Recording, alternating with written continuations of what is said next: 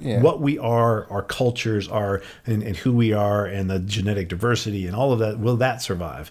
And when it comes to the changes happening to our climate, regardless of what you might think the reasons for it are, the answer is very questionable.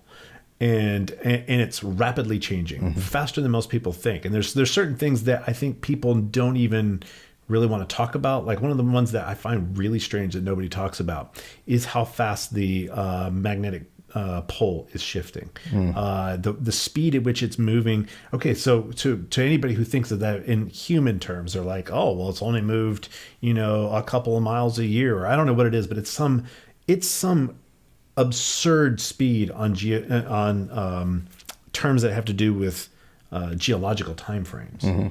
It's flipping out is what it's doing on those kind of timeframes. Is which when you're looking at the movement of a pole, that's what you look at. You don't think of it in terms of humans. You think of it in terms of what's really going on. And our magnetic pole is flipping out. What's going to happen as that pole starts to shift is that the magnetic field starts becoming more complex, where there's these areas where we no longer will have protection from cosmic rays, and it'll just start being this weird set of places that are protected and places that are not. And this may be happening. This may actually come in the next 50 years, even along with all the climate change stuff. And it may be actually locked in with the climate change. There may be a convergence of events that are happening, and perhaps even because they have some shared causal factors. I don't know, but there are indications that there may be some shared causal factors between all of these weird things. So the question of whether or not humanity is going to go forward, and is the risk worth the here's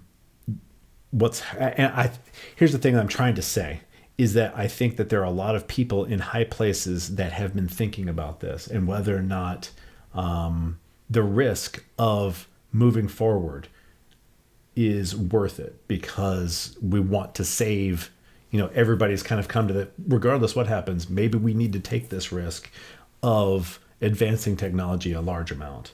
Maybe we need to take this risk because we have to be able to survive. Will we survive? Well, we were already at a point where we might not. So is it a risk? Once you're at the point where there's a very good chance you're not going to survive, what's risk and what isn't starts to change a lot. And so we may be at that point where what's risk and what is not has changed. And so that we may be on the cusp of those people who have previously been part of suppression, who've been part of we're not ready for this. All right, well, yeah, we're not ready, but readiness or not, sometimes that's not even part of it anymore.